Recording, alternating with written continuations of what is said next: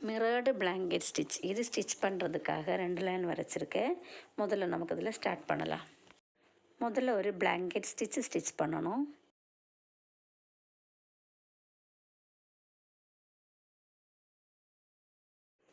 அதுக்கப்புறமா அதுக்கு பக்கத்தில் ஒரு சிறுசாக ஒரு ஸ்டிச் கூட போட்டு கொடுக்கணும்.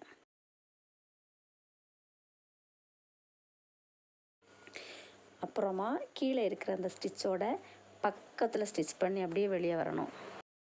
இனி நம்ம சிறுசாக ஸ்டிச் பண்ண அந்த ஸ்டிச் வழியாக அப்படியே குறுத்து வெளியே எடுக்கணும். மறுபடியும் பாருங்கள், முதல்ல நம்ம ஸ்டிச் பண்ண வேண்டியது ஒரு பிளாங்கெட் ஸ்டிச்.